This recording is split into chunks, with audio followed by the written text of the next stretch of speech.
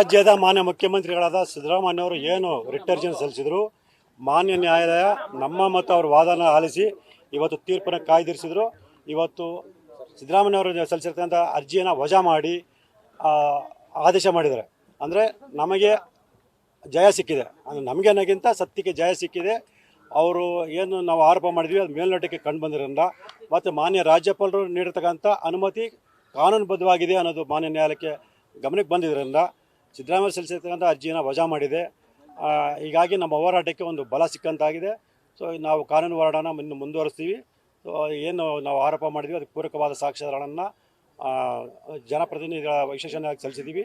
So ನಾಳೆ ಆ ವಿಚಾರಣೆ ಕೂಡ ಇದೆ.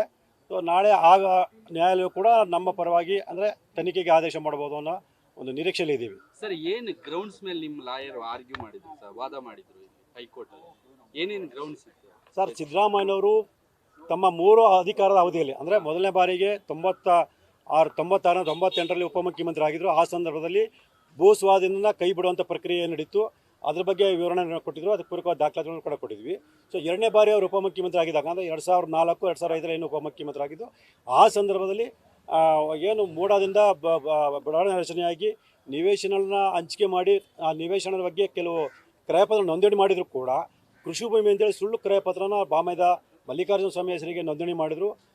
ಅದ್ರ ಬಗ್ಗೆ ಮಾಡಿದ್ವಿ. ಮತ್ತು 2005ನೇ ಇಸ್ವಿಲಿ ಮೂಡ ಆಸ್ತಿನ ಕೃಷಿ ಭೂಮಿ ಅಂತೇಳಿ ಅನ್ಯಕ್ರಾಂತ ಆದೇಶ ಮಾಡಿರೋಂಥದ್ದು ಕೂಡ ಗಮನಕ್ಕೆ ತಂದಿದ್ವಿ. ಅದಾದ ನಂತರ 3ನೇ ಹಂತದಲ್ಲಿ ಅಂದರೆ 2013ನೇ ಇಸ್ವಿಲಿ ಸಿದ್ದರಾಮಯ್ಯವರು ಮುಖ್ಯಮಂತ್ರಿ ಆಗಿದ್ದ ಸಂದರ್ಭದಲ್ಲಿ 2014ನೇ ಇಸ್ವಿಲಿ ಅವ್ರ ಹೆಂಡತಿ ಶ್ರೀಮತಿ ಪಾರ್ವತಿ ಅವರು ನಮಗೆ ಬದಲಿ ನಿವೇಶನ ಕೊಡಿ ಅಂತೇಳಿ ಅರ್ಜಿ ಸಲ್ಲಿಸಿದ ಸಂದರ್ಭದಲ್ಲಿ ಸಿದ್ದರಾಮಯ್ಯ ಆಪ್ತರಾದಂಥ ಧ್ರುವ ಕುಮಾರ್ ಅವರು ಮೈಸೂರು ನಗರ ಅಭಿವೃದ್ಧಿ ಪ್ರಾಧಿಕಾರ ಅಧ್ಯಕ್ಷರಾಗಿದ್ದ ಸಂದರ್ಭದಲ್ಲಿ ಪಾರ್ವತಿಯವರಿಗೆ ಬದಲೇ ಜಾಗವನ್ನು ಕೊಡಬೇಕು ಅಂತೇಳಿ ಏನು ತೀರ್ಮಾನ ಆಗಿತ್ತು. ಇದೆಲ್ಲವನ್ನೂ ಕೂಡ ಸಮಗ್ರವಾಗಿ ಸಾಕಷ್ಟು ವಿವರವಾಗಿ ವಿವರಣೆಯನ್ನು ಕೊಟ್ಟಿದ್ವಿ ಮತ್ತು ಅದು ಪೂರಕವಾದ ದಾಖಲಾತಿಗಳನ್ನು ಕೊಟ್ಟಿದ್ವಿ. ಹಾಗಾಗಿ ಸಿದ್ದರಾಮಯ್ಯವರ ಪಾತ್ರ ಇದರಲ್ಲಿದೆ.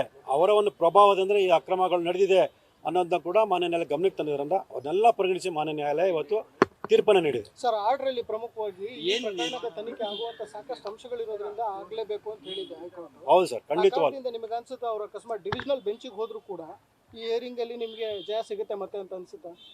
ಸರ್, ಇಲ್ಲಿ ಕಾನೂನು ಏನು ಹೇಳುತ್ತೆ ಅಂದರೆ ಮೌಖಿಕ ಸಾಕ್ಷ್ಯಗಳಿಗಿಂತ ದಾಖಲಾತಿ ಸಾಕ್ಷಿಗಳನ್ನು ಪರಿಗಣಿಸಬೇಕು ಅಂತ ಹೇಳುತ್ತೆ. ಈ ಹಿನ್ನೆಲೆಯಲ್ಲಿ ಮಾತ್ರ ಸಮಗ್ರ ದಾಖಲಾತಿಗಳಿರೋದ್ರಿಂದ ಅದನ್ನು ಎಲ್ಲಿ ಹೋದ್ರೂ ಕೂಡ ಅಲ್ಲಿಗಳಿಗೆ ಸಾಧ್ಯನೇ ಇಲ್ಲ. ಅವ್ರು ಮೌಖಿಕವಾಗಿ ಏನೇ ಹೇಳಿದ್ರು ಕೂಡ ಅದನ್ನು ಪರಿಗಣಿಸೋಕ್ಕೆ ಸಾಧ್ಯನೇ ಇಲ್ಲ. ಯಾಕೆಂದರೆ ನಾವು ಅವ್ರ ಮೇಲೆ ಮಾಡಿರ್ತಕ್ಕಂಥ ಎಲ್ಲ ಪೂರಕವಾದ ಎಲ್ಲ ದಾಖಲಾತಿಗಳು ಸಾಕ್ಷ್ಯಾಧಾರ ಇದೆ. ನಾವು ಯಾವುದೇ ಮೌಖಿಕ ಸಾಕ್ಷ್ಯಗಳನ್ನು ಮಾನ್ಯ ನ್ಯಾಯಾಲಯಕ್ಕೆ ಕೊಟ್ಟಿಲ್ಲ. ಎಲ್ಲನೂ ಕೂಡ ದಾಖಲಾತಿಗಳ ಸಾಕ್ಷ್ಯ ಸರ್ಕಾರ ಮತ್ತು ಮೂಡ ಅದ ಸಂಬಂಧಪಟ್ಟ ಎಲ್ಲ ದಾಖಲಾತಿಗಳು ನಮ್ಮ ಹತ್ರ ಇರೋದ್ರಿಂದ ಅವರು ಎಲ್ಲಿಗೆ ಹೋದರೂ ಕೂಡ ಯಾವುದೇ ನ್ಯಾಯಾಲಯಕ್ಕೆ ಹೋದರೂ ಕೂಡ ನಮಗೆ ಜಯ ಸಿಕ್ಕೇ ಸಿಗುತ್ತೆ. ಅವ್ರ ಮೇಲೆ ಆರೋಪವನ್ನು ನಾವು ಸಾಬೀತುಪಡಿಸ್ತೀವಿ ಅನ್ನೋ ನಂಬಿಕೆ ನಮಗಿದೆ. ಬೇರೆ ಏನೆಲ್ಲ ಮೆನ್ಷನ್ ಮಾಡಿದ್ದಾರೆ ಆರ್ಡರ್? ಈಗ ಏನು ನೆಕ್ಸ್ಟ್ ಅವರು ಸುಪ್ರೀಂ ಕೋರ್ಟ್ಗೆ ಹೋಗ್ಬೋದು, ನಿಮ್ ಏನು ಕೆವಿಯಟ್ ಹಾಕ್ತೀರಾ ಹೇಗೆ? ಸರ್, ನಾವು ಆಲ್ರೆಡಿ ಈಗಾಗಲೇ ಮಾನ್ಯ ಸರ್ವೋಚ್ಚ ನ್ಯಾಯಾಲಯ ಕೆವಿಯಟ್ ಹಾಕಿದ್ದೀವಿ. ಈಗಲೂ ಕೂಡ ಅದ್ರ ಬಗ್ಗೆ ಏನು ಮಾಡಬೇಕು ಅನ್ನೋ ಬಗ್ಗೆ ನಾವು ವಕೀಲರ ಚರ್ಚೆ ಮಾಡಿ ಮುಂದಿನ ಕ್ರಮ ತಗೊಳ್ತೀವಿ. ಇಲ್ಲಿ ಸಿದ್ದರಾಮಯ್ಯ ಪರ ವಕೀಲರಾದಂಥ ಅಭಿಷೇಕ್ ಮನು ಸಿಂಗ್ ಏನಿದ್ರೆ ಅವರು 2 ವಾರಗಳ ತಡೆಯಾಜ್ಞೆಯನ್ನು ಕೇಳಿದ್ರು. ಸೊ ಮಾನ್ಯ ನ್ಯಾಯಾಲಯ ಅದನ್ನು ಕೂಡ ಪರಿಗಣಿಸಿಲ್ಲ. ಯಾಕಂದರೆ ನಾನೇ ಮಾಡೋ ಆದೇಶಕ್ಕೆ ನಾನೇ ತಡೆಯಾಜ್ಞೆ ನೀಡೋಕ್ಕೆ ಬರಲ್ಲ ಅಂತೇಳಿ ಮಾನ್ಯ ನ್ಯಾಯಮೂರ್ತಿಗಳ ಅಭಿಪ್ರಾಯ ಆಗಿದೆ. ಸರಿ, ನಿಮ್ಮ ಪ್ರೇಯರ್ ಏನಿತ್ತು ಅಂದರೆ CBI ಕೊಡಬೇಕು ಅಂತ ಏನೋ ಕೇಳಿದ್ರ ನಿಮ್ಮ ಇದರಲ್ಲಿ ಅಪ್ಲಿಕೇಶನಲ್ಲಿ? ಸರ್, ನಾವು ಖಾಸಗಿ ದೂರ ಅರ್ಜಿಯಲ್ಲಿ CBIಗೆ ಕೊಡಬೇಕು ಅಂತ ನಾವು ಮನವಿ ಮಾಡ್ಕೊಂಡಿದ್ವಿ. ಆದರೆ ಜನಪ್ರತಿನಿಧಿಗಳ ನ್ಯಾಯಾಲಯಕ್ಕೆ CBI ಕೊಡೋಕ್ಕೆ ಅಧಿಕಾರ ಇಲ್ಲದ ಬಹುಶಃ ಅವರು ಲೋಕಾಯುಕ್ತಕ್ಕೆ ಆದೇಶ ಮಾಡಬಹುದು. ಅದು ಆದೇಶ ಆದ ನಂತರ ನಾವು ಮತ್ತೆ ಮಾನ್ಯ ನ್ಯಾಯಾಲಯಕ್ಕೆ ಒಂದು ರಿಟ್ ಅರ್ಜಿಯನ್ನು ಸಲ್ಲಿಸಿ ಈ ಪ್ರಕರಣ CBI ಕೊಡಬೇಕು ಅನ್ನೋದು ಮನವಿಯನ್ನು ಮಾಡ್ಕೊಳ್ತೀವಿ.